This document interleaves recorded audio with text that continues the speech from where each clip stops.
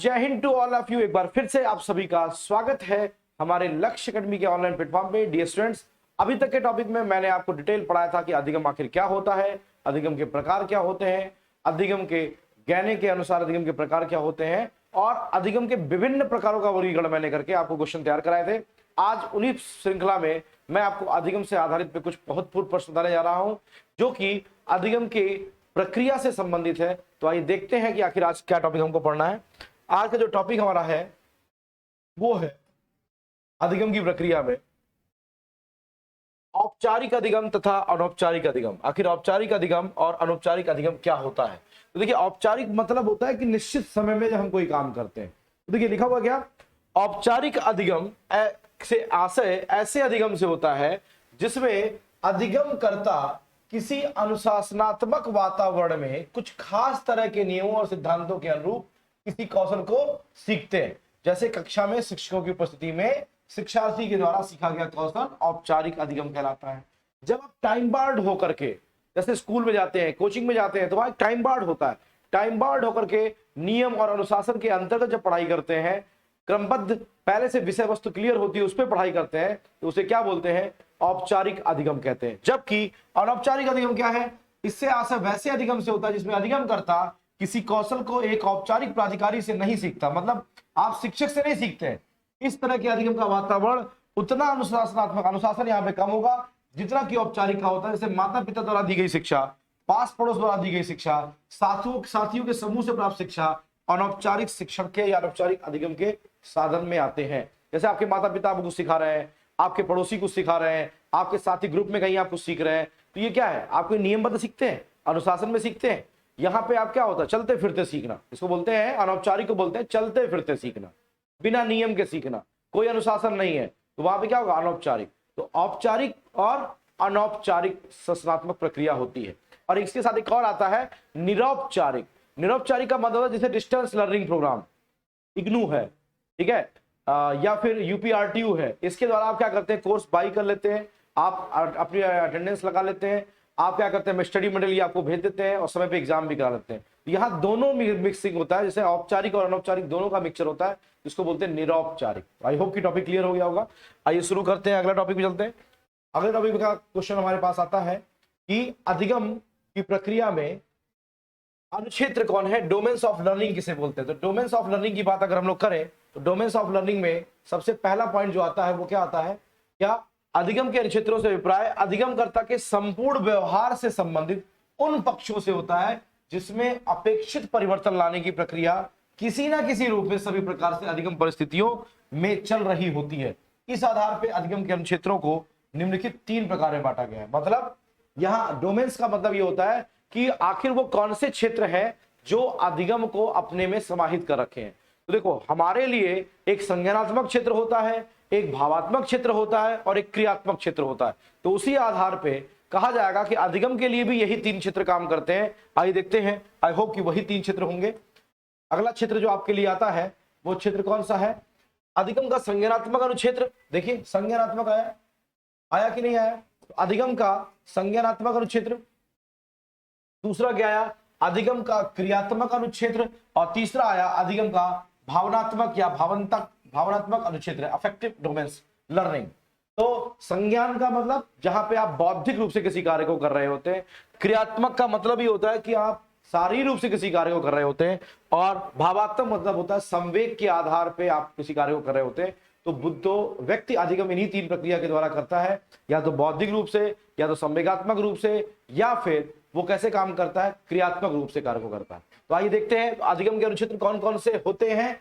तो संज्ञानात्मक, क्रियात्मक और भावात्मक। चलिए अगले पॉइंट पे चलते हैं। अगला पॉइंट है हमारे लिए ये अधिगम की प्रक्रिया आखिर क्या है। तो अधिगम की प्रक्रिया को हम लोग अगर देखें तो डेसील ने क्या कहा है? डेसील ने अधिगम की प्रक्रिया के सोपानों को स्पष्टता से व्यक्त किया है, और इसमें सबसे पहला है क्या? अभिप्रेरणा। क्या है? अभिप्रेरणा। तो अभिप्रेरणा के अंतर्गत कौन सा पॉइंट आएगा? अभिप्रेरणा कहा जाता है कि अधिगम की प्रक्रिया में पहला पद क्या होता है? अभिप्रेरणा होना। अगर व्यक्ति के अंदर अभिप्रेरणा नहीं है तो आप अधिगम नहीं करोगे। अधिगम करने के लिए आपको सबसे ज्यादा जरूरत है वो किस चीज की जरूरत है? अभिप्रेरणा की जरूरत है। इस बात का ध्यान रखिएगा। अभिप्रेरणा होगी तो उद्देश्य आएगा, उद्देश्य के पीछे भागोगे तो बाधा आएगी, बाधा आएगी तो आप उसके लिए क्या करोगे, विभिन्न अनुक्रियाएं करोगे, और जब अनुक्रियाएं करोगे तो कोई एक ऐसी अनुक्रिया हो जाएगी जो आपको सफलता दिला देगी, और वही अनुक्रिया आपको क्या कराएगी, सबलीकरण कराएगी, रीइंफोर्स करा देगी। और जब वो रीइंफोर्स करा देगी तो आपके मन में एक सामान्य प्रमुख प्रक्रिया बन जाएगी कि जीवन में दोबारा जब वो कोई प्रक्रिया आएगी तो आप उसी के आधार पे जजमेंट निकाल लेते हैं। तो डेसील के अनुसार अधिगम की प्रक्रिया का प्रथम पद होता है अभिप्रेरणा, अंतिम पद होता है सामान्यीकरण। तो अभिप्रेरणा से शुरू हुआ, सामान्यीकरण पे समाप्त हुआ। जैसे मैं आपसे एक एग्जांपल देता हूं, जीवन में व्यक्ति जब सफलता और असफलता के लिए प्रयास कर रहा होता है, पढ़ रहा होता है, तो आप क्यों शिक्षक ही बनना चाहते हो, क्योंकि आप अभिप्रेरित हो। अभिप्रेरित हो तो आपने उद्देश्य बनाया कि हमको टेट और सुपर टेट बनाना है, पास करना है। आपको बाधा आई, उस बाधा की प्राप्ति के लिए आपने कोचिंग ज्वाइन की, आपने किताबें खरीदी, आपने यूट्यूब चैनल ज्वाइन किए। ये क्या है, उसके लिए विभिन्न अनुक्रियाएं कर रहे हैं। पता चला कि भैया लक्ष्य अकेडमी का यूट्यूब चैनल पढ़ने से आपको फायदा मिल गया, तो क्या कहेंगे, तो आपको सबलीकरण मिल गया। आप दोबारा कोई पूछेगा भैया यूपी टेट क्वालिफाई करना है, सुपर टेट क्वालिफाई करना है, किससे पढ़ाई करें, तो आप खुद ही बोलोगे भाई ऐसा है कि हमने देखे तो बहुत सारे यूट्यूब चैनल, लेकिन लक्ष्य अकेडमी के जब प्लेटफॉर्म को पढ़े तो सारे क्वेश्चन वहीं से पढ़ाए हुए आए थे। तो कहने का मतलब क्या हुआ, आपके मन में एक सामान्यीकरण हो गया, एक एकीकरण हो गया, और इसके द्वारा आपने क्या कर लिया, अपने अधिगम को प्राप्त कर लिया। तो अधिगम की प्रक्रिया में डेसील के अनुसार ये 6 पद आते हैं। प्रथम पद याद रखिएगा, बहुत इंपॉर्टेंट है, पूछा जाता है, ये अरेंज करने को भी पेपर में आता है, ठीक है। अधिगम में अभिप्रेरणा, उद्देश्य, बाधा, उद्देश्य प्राप्ति के लिए विभिन्न अनुक्रियाएं, सबलीकरण और सामान्यीकरण। पेपर में आ जाएगा कि अधिगम की प्रक्रिया में निम्नलिखित में से कौन से तत्व आते हैं। तो सबलीकरण आता है, सामान्यीकरण आता है, अभिप्रेरणा आता है, बाधा आती है। अब कई लोग बाधा कहेंगे नहीं, बाधा कहाँ आती है, अधिगम करोगे तो बाधा तो आएगी ना। चल अगले पॉइंट पे चलते हैं। अगला पॉइंट जब देखोगे तो क्या मिलता है, इस सिद्धांतों को 2 श्रेणियों में बांटा गया है। अधिगम के सीखने के सिद्धांत की बात हम करने जा रहे हैं। अधिगम के सीखने के सिद्धांत की जब बात करोगे तो 2 श्रेणियों में इसको बांटा गया है। क्या क्या, पहला व्यवहारवादी सहचर्य सिद्धांत, क्या बोलते हैं इसको, व्यवहारवादी सहचर्य सिद्धांत या उद्दीपक अनुक्रिया सिद्धांत, जिसको आप एसआर थ्योरीज कहते हो। और दूसरा होता है संज्ञानात्मक एवं क्षेत्र संगठनात्मक सिद्धांत या उद्दीपक सिद्धांत कहते हैं, इसको एसएस थ्योरीज कहते हैं। संज्ञानात्मक एवं क्षेत्र सिद्धांत इसको बोलते हैं SS theory, SR theory and SS theory. व्यवहारवादी सहचर्य सिद्धांत और संज्ञानात्मक। अधिगम के सिद्धांतों को 2 भागों में बांटा गया, एसएस थ्योरी संज्ञानात्मक क्षेत्र, और ये व्यवहारवादी का क्षेत्र हो गया।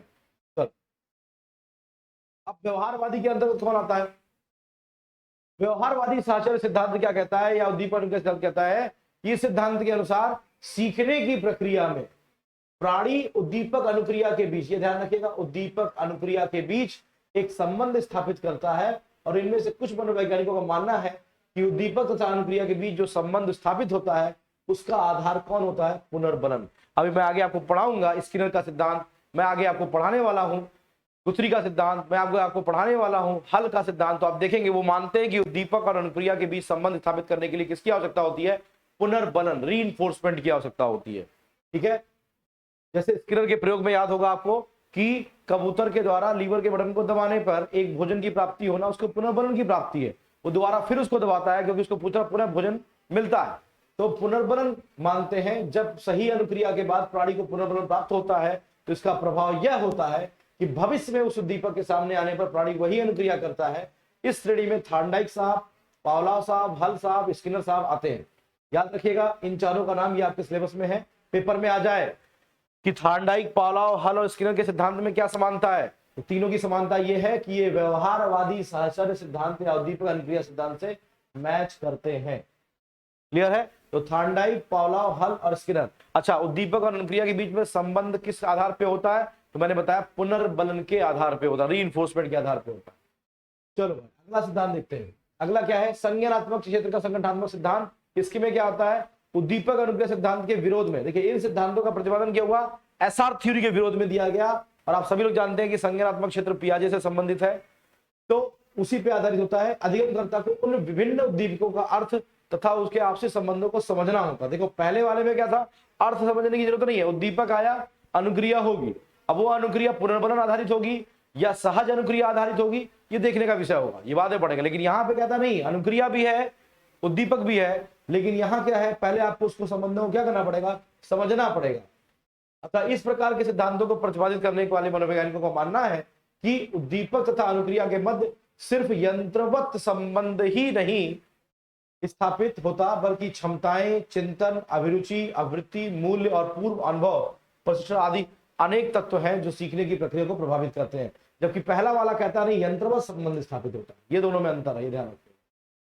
तो दोनों में क्या अंतर हो गया? अगर मैं कहूं पहला वाला व्यवहारवादी सहचर्यात्मक, वो एसोसिएशन करने की बात करता था, उद्दीपक और अनुक्रिया के बीच में एड ऑन करने की बात करता था।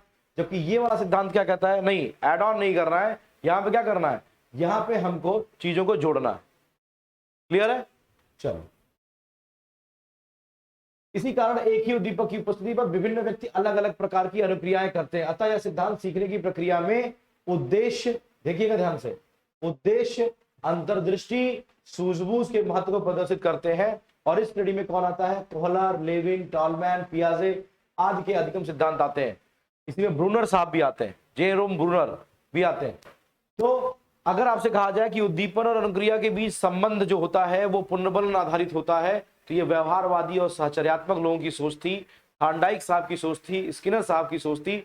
लेकिन अगर आपसे कहा जाए नहीं, उद्दीपन और अनुक्रिया के बीच में संबंध जो होता है वो व्यक्ति के उद्देश्य पर निर्भर करता है, उसकी अंतर्दृष्टि पर निर्भर करता है, उसकी सूझबूझ पर निर्भर करता है, तो आप कहोगे नहीं सर, ये संज्ञानात्मक क्षेत्र के सिद्धांत से जुड़ा हुआ है। और इसके प्रमुख मनोवैज्ञानिकों में कोहलर का नाम, कुर्ट लेविन का नाम क्षेत्र सिद्धांत, चिन्ह अधिगम सिद्धांत, टॉलमैन साहब का, पियाजे का संज्ञानात्मक विकास का सिद्धांत, ये सभी आते हैं। चलिए आगे चलते हैं, सिद्धांत की बात करते हैं। सबसे पहला सिद्धांत हमारे सिलेबस में जो है वो है क्लासिकल अनुबंधन सिद्धांत। क्लासिकल अनुबंधन सिद्धांत सभी लोग जानते हैं। क्लासिकल अनुबंधन सिद्धांत किसने दिया था? क्लासिकल अनुबंधन सिद्धांत दिया था आईपी पावलोव साहब, जो कि एक जंतु वैज्ञानिक थे। उन्होंने डाइजेस्टिव सिस्टम के वर्क किया था, किसके? कुत्ते के। और उन्हें उसकी सूंघने की क्षमता को हटा करके उसके अंदर सहज क्रिया का प्रदर्शन करके दिखाया था। तो आखिर आइए देखते हैं कि आखिर सिद्धांत में क्या है। आईपी पावलोव साहब एक रूसी शरीर वैज्ञानिक, देखिए क्वेश्चन, पहला ही क्वेश्चन बनता है, एक शरीर वैज्ञानिक थे।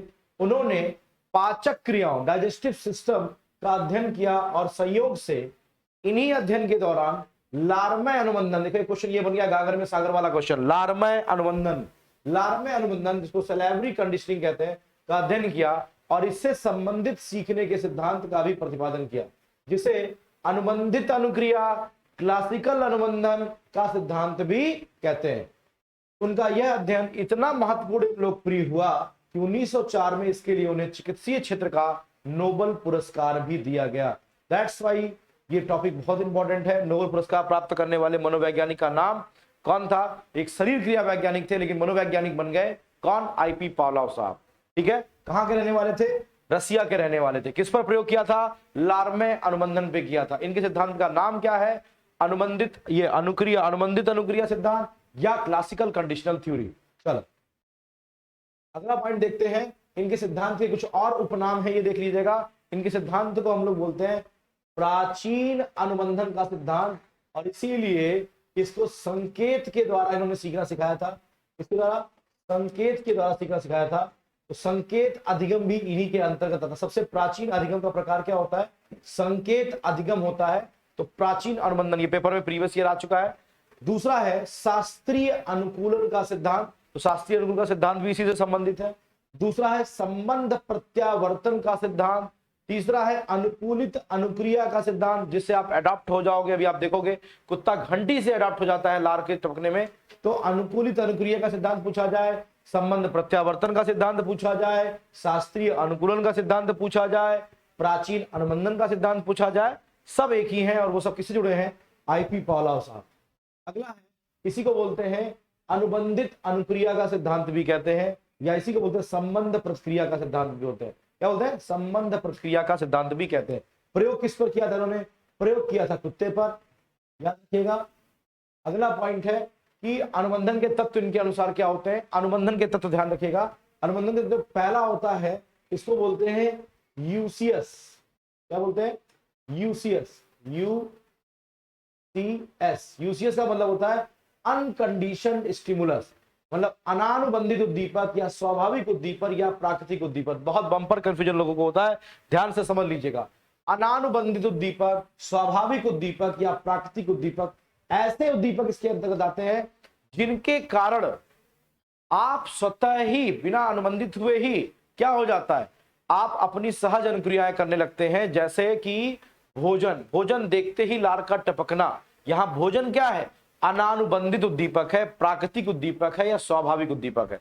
यहाँ पे इसमें कौन आएगा? इसमें आएगा भोजन। यूसीएस का काम कौन करता है? भोजन। यूसीएस मतलब होता है अनकंडीशनल स्टिमुलस। दूसरा है अनानुबंधित उद्दीपक। वह उद्दीपक, देखिए दिखा उसकी डिफिनेशन, वह उद्दीपक होता है जो बिना किसी प्रशिक्षण के अनानुबंधित अनुक्रिया को उत्पन्न करने की क्षमता रखता है। जैसे मैंने एग्जांपल बताया, पावलाव के प्रयोग में भोजन एक अनानुबंधित उद्दीपक है जो कि लार आने की अनुक्रिया को उत्पन्न करने की क्षमता स्वयं में रखता है।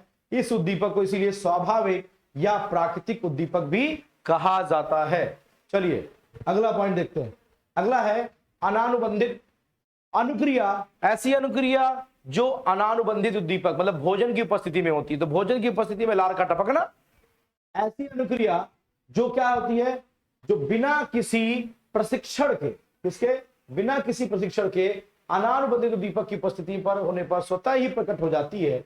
जैसे पावलाव के प्रयोग में अनुबंधन से पूर्व लार आने की अनुक्रिया, जैसे ही भोजन देखा नहीं लार आने की अनुक्रिया हो गई, तो अनुक्रिया होती है तो जो भोजन के उपस्थित होने पर स्वतः ही प्रकट हो जाती है, इस प्राकृतिक अथवा स्वाभाविक अनुक्रिया भी कहते हैं।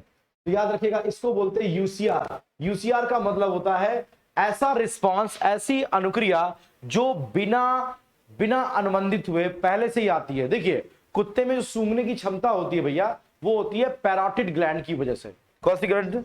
उस ग्लैंड का नाम है पैराटिड ग्रंथि। तो पावलोव ने किया क्या? कुत्ते के साथ प्रयोग करने से पहले उसकी जो घ्राण क्षमता, सूंघने की क्षमता की ग्रंथि थी, उसको निकाल लिया। अब उसको सूंघ करके लार नहीं आएगा, जब भोजन देखेगा तो लार का टपकना शुरू होगा। तो भोजन देख करके लार का टपकना, ये क्या है?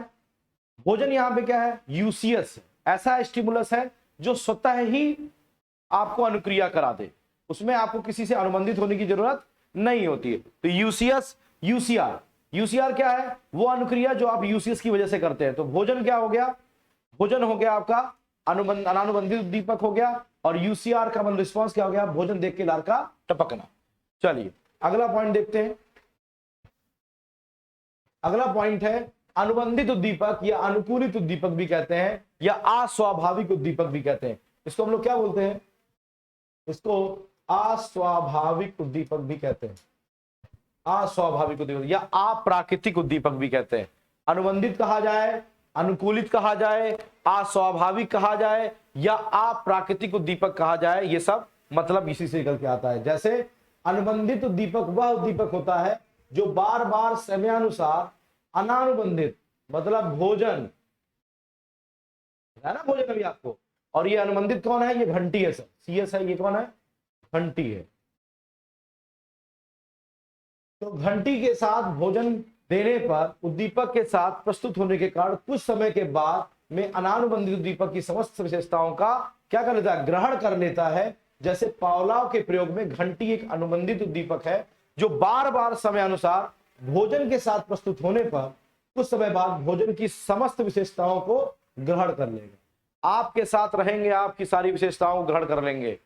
आप ना भी रहें तो आपका काम चल जाए। ये कौन करता है? इसको बोलते हैं अनुबंधित, अनुकूलित, अस्वाभाविक, अप्राकृतिक उद्दीपक कहा जाता है। इसको रिप्रेजेंट करते हैं सीएस से, कंडीशनल स्टिमुलस।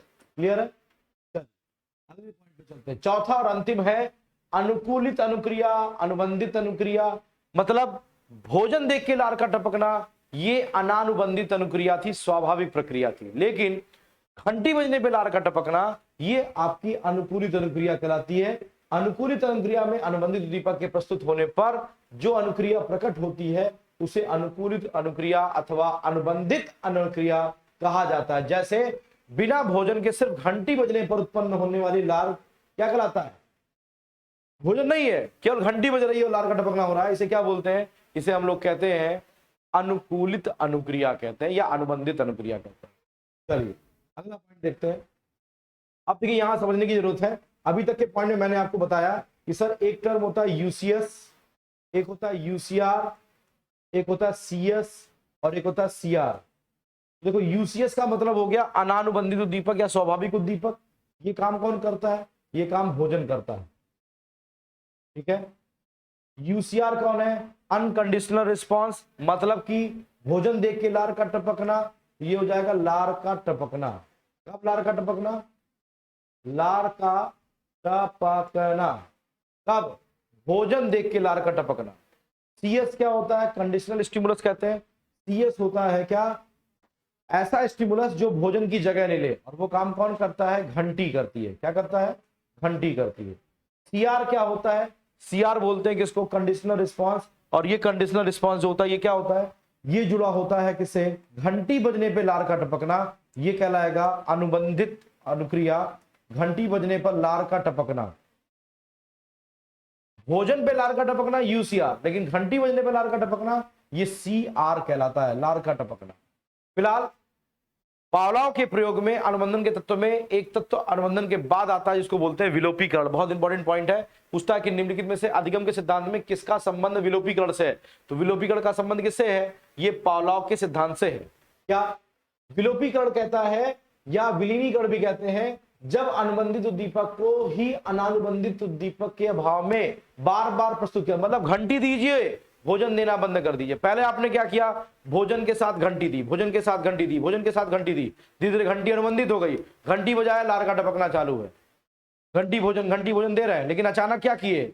घंटी घंटी घंटी भोजन हटाते जा रहे हैं, तो एक समय ऐसा आएगा कि घंटी बजाते रह जाओगे, लार का टपकना बंद हो जाएगा। यही प्रक्रिया कहलाती है क्या? विलोपीकरण। तो विलोपीकरण कब आएगा? अनुबंधन के पश्चात होता है। घंटी भोजन एक साथ दिए, लार का टपकना शुरू हो गया, घंटी बजाने पर लार का टपकना शुरू हो गया, लेकिन अचानक भोजन हटा दिया, धीरे धीरे घंटी के बजा रहे हैं, लार का टपकना क्या हो जाएगा? कम होता जाएगा। वही पॉइंट यहाँ पे है क्या, कि जब अनुबंधित उद्दीपक को अनानुबंधित उद्दीपक के अभाव में बार बार प्रस्तुत किया जाता है, तो कुछ समय के बाद अनुकूलित अनुक्रिया का प्रकट होना क्या हो जाता है? मतलब कि घंटी के साथ लार का टपकना बंद हो जाता है, जिसे विलोपीकरण कहा जाता है। जैसे जब कुत्ते के सामने बार बार सिर्फ घंटी बजाई गई और भोजन ना दिया जाए, तो उस उद्दीपक का अनुबंधन भोजन से खत्म हो जाएगा, और फिर धीरे धीरे घंटी बजने पर लार का आना बंद हो जाएगा। तो विलोपीकरण का संबंध किससे है? पावलोव के प्रयोग से है। चलिए अगला पॉइंट, अगला है स्वतः प्रकटीकरण। क्या कहता है स्वतः प्रकटीकरण? मान लीजिए चलो आपने अनुबंधित कर लिया, फिर विलोपीकरण भी कर लिया, अब फिर क्या करो? कुछ समय के बाद पुनः क्या करने दो? घंटी बजाओ, फिर भोजन देना शुरू कर दो। अब की बार भोजन को जोड़ने जा रहे हैं, घंटी बजाए, भोजन देना शुरू किया, घंटी भोजन, घंटी भोजन, घंटी भोजन। अचानक देखेंगे जो लार टपकना बंद हो गया था विलोपीकरण में, वो फिर से चालू हो जाएगा। मतलब क्या हो गया? जब अनुकूलित अनुक्रिया का विलोपीकरण हो जाता है, और उसके बाद यदि एक बार फिर अनानुबंधित उद्दीपक और अनुबंधित उद्दीपक दोनों को एक साथ दिया जाता है, तो अनुकूलित अनुक्रिया पुनः प्रकट हो जाती है, जिसे क्या कहते हैं? स्वतः प्रकटीकरण कहता है। जैसे कुत्ते का घंटी के साथ अनुबंधन खत्म करने के बाद उसको सामान्य रूप से भोजन दिया जाए, तो कुछ दिनों के पश्चात घंटी की आवाज सुनने पर ही अचानक उसकी लार का आ जाना अनुबंधित हो जाएगा। यह स्वतः प्रकटीकरण कहलाता है। तो स्वतः प्रकटीकरण की प्रक्रिया विलोपीकरण के बाद होती है, ध्यान रखिएगा, बहुत इंपॉर्टेंट है। अगला पॉइंट, विभेदीकरण, डिफरेंशिएट करना या डिस्क्रिमिनेशन करना। जब प्राणी को सिर्फ अनुबंधित उद्दीपक के साथ ही अनुबंधित उद्दीपक की प्राप्ति होती है, तो वह अनुबंधित उद्दीपक के साथ मिलते जुलते उद्दीपक के प्रति अनुक्रिया करना बंद कर देता है। जैसे कुत्ते को सिर्फ पावलोव की घंटी के बाद ही भोजन मिलता है, तो उसकी साइकिल की घंटी के प्रति लार कर निकलना बंद हो जाएगा, मतलब वह अनुबंधित उद्दीपक का भेद करने में सक्षम हो गया है। तो विभेदीकरण कब कर पाएगा कोई? जैसे मान लीजिए मैंने होम बेल दबाया, तो होम बेल दबाने पर, घंटी बजाने पर लार का टपकना, ये मैंने अनुबंधित कर रखा था, मैं साइकिल की घंटी दबा रहा हूं, लेकिन वो उसका लार का टपकना नहीं हो रहा। इसका मतलब क्या है? वो दोनों में अंतर कर पा रहा है कि साइकिल की घंटी अलग है, ये घंटी अलग है। विभेदीकरण भी प्रक्रिया इसमें आती है। अगला है उच्च क्रम अनुबंधन। उच्च क्रम अनुबंधन क्या होता है? आइए, उच्च क्रम अनुबंधन कहते हैं यदि मूल अनुबंधित उद्दीपक के साथ कोई नया उद्दीपक युग्मित कर दिया जाए। क्या कर दिया जाए? युग्मित कर दिया जाए, तो प्रायोज्य उसके प्रति भी अनुबंधित अनुक्रिया करने लगता है। इसे ही उच्च श्रेणी अनुबंधन कहते हैं। जैसे मैं आपको एग्जांपल देता हूं, भोजन को घंटी के साथ जोड़ दिए। अब भोजन और घंटी के साथ मैंने धीरे धीरे क्या किया? प्रकाश भी डालना शुरू कर दिया। लाइट जलती थी तो भोजन देता था, लाइट जलती थी तो भोजन देता था। कुत्ता अनुबंधित किसके साथ था? घंटी के साथ। लेकिन अचानक बीच में मैंने घंटी हटा करके सिर्फ लाइट डालना शुरू कर दिया, लाइट भोजन, तो लाइट से भी अनुबंधित हो गया। इसको बोलते हैं हायर ऑर्डर थिंकिंग या हायर ऑर्डर अनुबंधन कहते हैं, उच्च श्रेणी अनुबंधन कहते हैं। मतलब घंटी से अनुबंधित कर दिया लाइट को तो ये क्या कहलाएगा, हायर ऑर्डर उच्च श्रेणी अनुकूलन कहलाएगा। ऐसा कहां देखने को मिलता है, सर्कस, जैसे सर्कस में शेर होते हैं उनके साथ उच्च श्रेणी अनुबंधन किया जाता है। ठीक है, चलिए अगला है सामवेगिक अनुबंधन, बहुत इंपॉर्टेंट है, मेरी तरफ से इसको एग्जाम के लिए लिख लीजिएगा।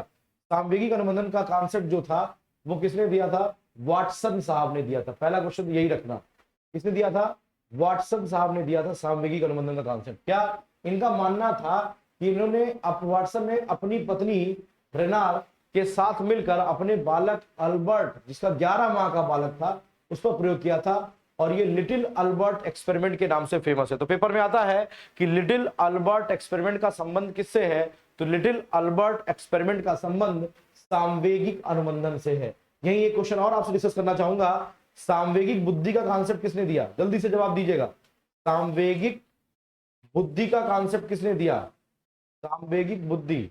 सामवेगिक बुद्धि का जो कॉन्सेप्ट था वो किसने दिया, वो गोलमैन ने दिया था। नोट कर लीजिएगा, किसने दिया था, गोलमैन ने दिया था। किसने दिया था, गोलमैन ने दिया था, याद रखिएगा।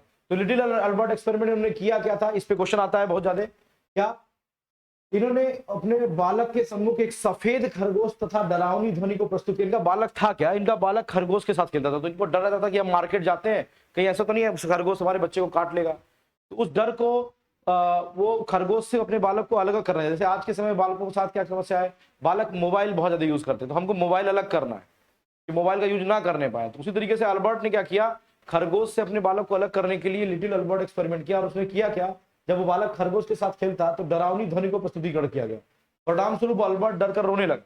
कुछ समय बाद यह पाया गया कि जब भी अल्बर्ट के समक्ष कोई सफेद वस्तु आती थी तो वह डरकर रोने लगता था। अतः वाटसन ने अपने प्रयोग के आधार पर यह सिद्ध कर दिया कि संवेगों का भी क्या होता है, अनुबंधन होता है। सामवेगिक अनुबंधन का कॉन्सेप्ट वाटसन साहब ने दिया था। कौन सा एक्सपेरिमेंट किया था, लिटिल अल्बर्ट एक्सपेरिमेंट किया था, याद रखिएगा। और ये लिटिल अल्बर्ट एक्सपेरिमेंट किस पे आधारित है, शास्त्रीय अनुबंधन से आधारित है। आई होप कि टॉपिक क्लियर हो गया होगा, बहुत ही इंपॉर्टेंट है। चलिए अगला है प्रयास और त्रुटि का सिद्धांत। प्रयास और त्रुटि का सिद्धांत किसने दिया, प्रयास और त्रुटि के सिद्धांत की बात अगर हम करें तो थॉर्नडाइक साहब की ये देन है। किसकी, थॉर्नडाइक साहब की देन है। थॉर्नडाइक साहब ने प्रयास और त्रुटि का सिद्धांत दिया था। लेकिन मैं इसके पहले आपसे एक बात चर्चा करना चाहता हूं, ये टॉपिक हम शुरू करते हैं कि ये बताओ कि आखिर पावलोव के प्रयोग का उपयोग कहां करोगे। जो पावलोव का एक्सपेरिमेंट था उसका शिक्षा जगत में कैसे उपयोग करोगे। तो शिक्षा जगत में जब उपयोग देखने जाया जाता है तो देखने को मिलता है कि पावलोव के प्रयोग में सबसे पहला उपयोग है मंद बुद्धि बालकों के विकास के लिए। हम कर सकते हैं, मंद बुद्धि बालकों के लिए भी कर सकते हैं, लेकिन उससे ज्यादा बुरी आदतों को छुड़ाने के लिए। अभी आपने देखा अल्बर्ट एक्सपेरिमेंट को, तो इस तरीके से बुरी आदतों को छुड़ाने के लिए, कोई आदत खराब हो चुकी कोई आदत बनाना चाहते हैं तो उसके लिए भी हम अच्छी आदत बनाना चाहते हैं। बालों के आदत निर्माण की प्रक्रिया पावलोव के एक्सपेरिमेंट पे आधारित है। ठीक है, तो आई होप ये टॉपिक क्लियर हो गया होगा। अभी मैं इस पे और क्वेश्चन लेकर के आपके लिए आने वाला हूँ। बहुत जल्दी हम लोग आपको पीडीएफ कंटेंट भी प्रोवाइड कराने वाले हैं जो कि क्वेश्चन बेस्ड होगा। तब तक के लिए आपको बहुत बहुत धन्यवाद। प्रयास और त्रुटि का सिद्धांत मैं अगली वीडियो लेक्चर में आपको डिटेल में प्रोवाइड कराऊंगा। तब तक के लिए थैंक यू।